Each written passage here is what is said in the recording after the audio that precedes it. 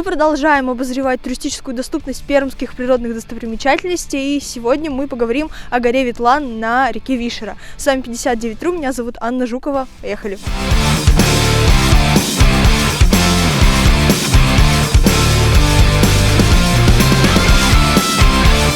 Добраться сюда из Перми можно двумя способами. Либо на общественном транспорте, тогда садимся на автобус до Красновишерска, доезжаем до автовокзала, проходим буквально 100 метров и садимся на автобус номер 2, который довезет вас до поселка Набережный. После этого вам нужно будет выйти и пройти пешком еще 4 километра до Ветлана. Если же вы собираетесь ехать на личном автомобиле, тогда дорога займет у вас примерно 5 часов. Вам нужно будет доехать до того же поселка Набережный и проехать по единственной здесь дороге до базы Родник. В летнее время вы можете проехать на машине до самого подножия Ветлана и уже подняться на гору. Это самый легкий способ, но, к сожалению, зимой дороги нет. Она заметена, ее никто не чистит, поэтому нам тоже придется идти пешком примерно 3 километра от базы Родник. Местные посоветовали нам идти по верхней дороге. Нам сказали, что если идти по низу, то мы не сможем подняться на саму гору. Давайте это проверим.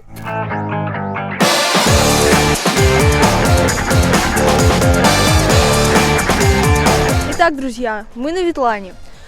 Дорога сюда оказалась не из легких. 3 километра мы шли примерно час. Если на Усинских столбах тропа была протоптана и по ней было легко идти, то здесь как таковой тропы нет и приходится идти по следу снегоходов, что не очень комфортно. Летом туристы поднимаются вот по этому участку, но сейчас, как мы видим, следов здесь не видно, здесь никто не поднимается и все завалено снегом, поэтому приходится обходить. В 2016 году здесь произошла трагедия. 58-летняя туристка при подъеме как раз-таки вот по этому участку подскользнулась на лестнице, сорвалась с нее и упала. К сожалению, помочь ей никак не смогли, и она скончалась.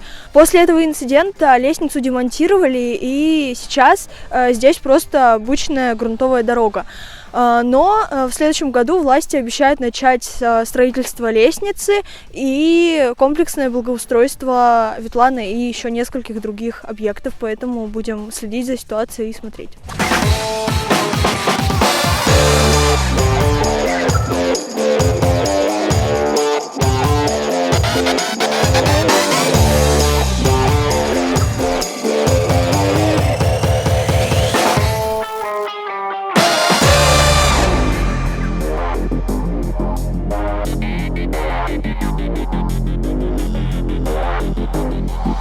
Что такое Ветлан? Если выражаться более научно, то это каменный останец. Если по-простому, то это отвесная каменная скала, которая стоит на берегу реки Вишера. Длина скалы примерно 1,5 километра, а высота относительно реки около 100 метров. За моей спиной находится Красавец-Полюд. Это еще одна гора в Красновишерском районе. С Ветланом и Полюдом связана очень интересная легенда, которая гласит, что в древности жили два брата-богатыря, Ветлан и Полюд, и влюбились они в одну девушку, Вишеру.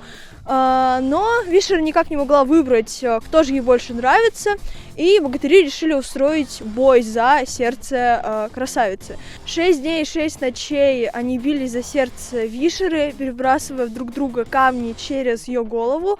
В итоге победителем из этого боя не вышел никто, потому что и Ветлан, и Полюд превратились в камни, а Вишера пролегла между ними и превратилась в реку. Чтобы побывать и на Ветлане, и на Полюде, вам потребуется несколько дней. За один день это все, конечно же, не обойти, потому что до Полюда отсюда идти примерно 7 километров. Если захотите приехать сюда на выходные, то можете остановиться в одной из туристических баз, которых здесь предостаточно. Они вам могут провести экскурсию или довести на снегоходах до вершины. С вершины Ветлана мы можем видеть небольшие искусственные островки на Вишере. Это так называемые режи. Это уникальные для России объекты. В 20-е и 30-е годы прошлого века их строили заключенные Вишлага, и они помогали сплавлять по Вишере срубленные деревья, которые потом перерабатывались на местном бумажном комбинате.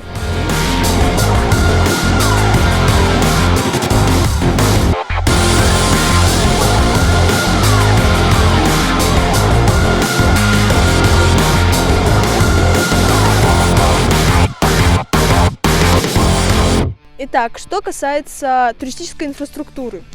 Это, наверное, самый труднодоступный объект, который мы посещали за последнее время, потому что, вы сами видели, как мы сюда поднимались. Здесь абсолютно нет никаких протоптанных тропинок. Из инфраструктуры здесь есть несколько табличек, предупреждающих об обрывах. Больше, в принципе, пока ничего нет. Но мы будем ждать конца разработки проекта благоустройства Ветлана, который обещает нам Министерство природы, и будем надеяться, что в ближайшее время Ветлан, как и другие природные достопримечательности, станут более удобными для туристов. Но пока можем ли мы рекомендовать для посещения это место зимой? Наверное, нет. Особенно это касается туристов с детьми, либо туристов, которые не готовы много ходить, и ходить по снегу, проваливаясь по колено, а иногда и не по колено. На этом все. Спасибо вам за просмотр и пока.